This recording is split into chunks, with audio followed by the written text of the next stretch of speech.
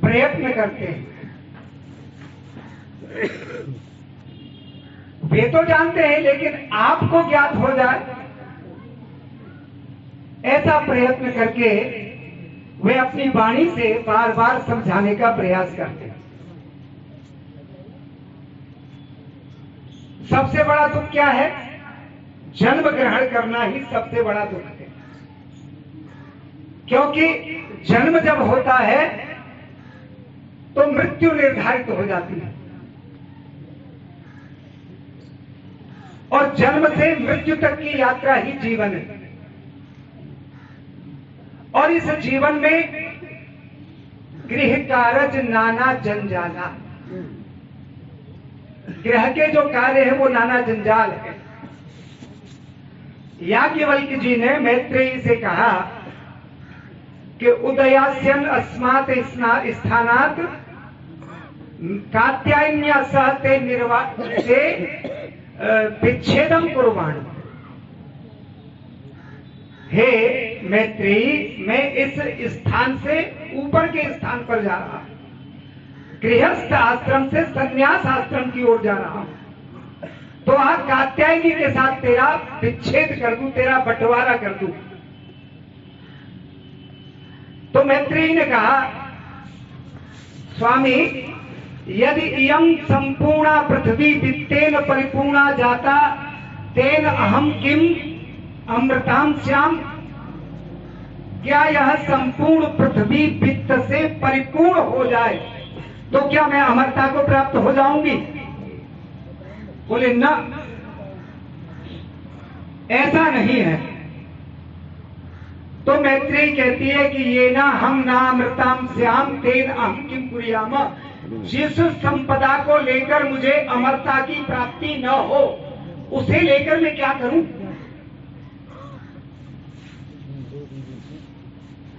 तो स्वामी, मुझे अमरता का उपदेश दीजिए। तो उन्होंने पहले यह समझाने का प्रयास किया कि ये सांसारिक संबंध सब स्वार्थ से परिपूर्ण है। तो उन्होंने कहा कि नवारे मैत्रेयी पत्युः कामाय पतिप्रियो भवति, आत्मनैव कामाय पतिप्रियो भवति। अरे मैत्रेयी, पति की कामना से किसी भी स्त्री को पति प्रिय नहीं होता, बल्कि आत्मनैव कामाय पतिप्रियो भवति, बल्कि अपनी ही कामनाओं की पूर्ति के लिए पुरुष स्त्री को पति प्रिय होता है। नवारे मैत्रेयी जायायाः कामाय जाया प्रिया भवति। अरे मैत्रेयी, पत्नी की कामना से किसी भी पुरुष को पत्नी प्रिय नहीं होती। आत्मनैव कामाय जाया प्रिया भवति, अपनी ही कामनाओं के लिए पत्नी प्रिय होती। ऐसे ही पुत्र से कामाय, वित्त से कामाय, सर्वस्य कामाय, ये सारी बातें कही और अंत में कहा कि तस्मात् हे मैत्रेयी आत्मा वा अरे दृष्टव्यः श्रोतव्यः निदिध्यासितव्यः। पहले मंतव्य भी कहा, मंतव्य और निदिध्यासितव्य। इसलिए आत्मा को ही देखना चाहिए, आत्मा के विषय में ही सुनना चाहिए, आत्मा के विषय में ही मनन करना चाहिए और आत्मा का ही निदिध्यासन करना चाहिए। ये अमरता का उपदेश याज्ञवल्क्य जी ने मैत्रेयी को बृहदारण्यकोपनिषद में दिया। नाम को ही हम सत्य मानकर बैठे हैं कि हम तो ओम प्रकाश पंडित जी हैं। स्वामी राम तीर्थ से राजा से पूछा कि राजा ने पूछा कि स्वामी, मुझे भगवान के दर्शन करा दीजिए। तो राम तीर्थ जी ने कहा कि अभी करना चाहते हैं कि बाद में करना चाहते हैं? कि स्वामी अभी करवा दीजिए तो ज्यादा ठीक है। बोले अभी करोगे? कहा कि बिल्कुल अभी। कहा कि तो बताओ भगवान से क्या कहूं कि किसको दर्शन देना है, बता दीजिए। तो उन्होंने बता दिया कि ठाकुर श्री रेशमपाल सिंह, पुत्र स्वर्गीय श्री बुधपाल सिंह, गांव केशवपुर गडराना, डाकखाना केशवपुर गडराना, जनपद अलीगढ़, उत्तर प्रदेश, भारत। इनको दिलाओ। तो उन्होंने पूछा कि रेशमपाल सिंह, ये आपका पता है या इस शरीर का पता है? बोले इस शरीर का पता है। ये तो शरीर के पते से तो संसार मिलेगा, आपके पते से परमात्मा मिलेगा। जिस दिन आपको ये पता चल जाए कि मैं कौन हूँ, उसी दिन परमात्मा को ढूंढने की, परमात्मा से मिलने की चेष्टा करना।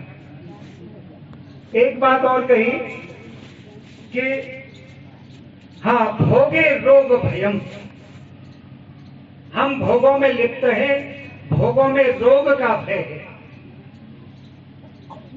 भोगे रोग भयम कुले चित्त भयम, और अच्छे कुल में पतन का भय है कि कहीं कोई कुल को दाग न लग जाए।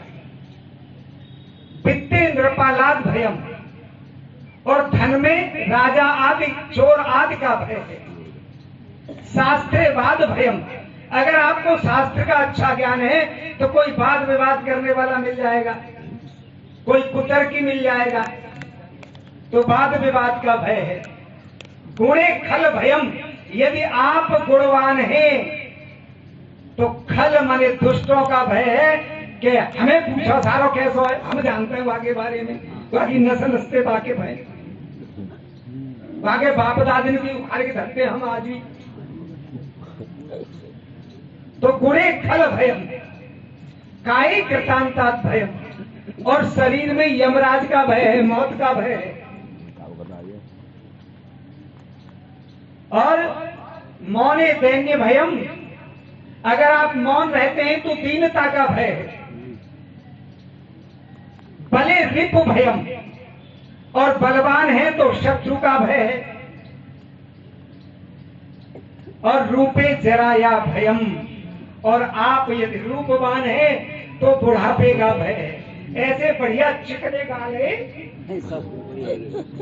कि कोई ठिकाना ना है। स्कूल में दूसरे छोरा कब गो हाथ फैला जाते कि तेरे तो बड़े चिकने हैं रे, अब सब बुढ़ापे में सब। तो रूपे जराया भयम, रूपवान होने में बुढ़ापे का भय है। सर्वे वस्तु भयान्विता भूमि निर्णाम, हे राजन, इस संसार में सारी वस्तुएं भयदायक हैं, वैराग्य में अभयम, केवल वैराग्य ही अभयता का कारण। मैं संत शिरोमणि जी को धन्यवाद देता हूं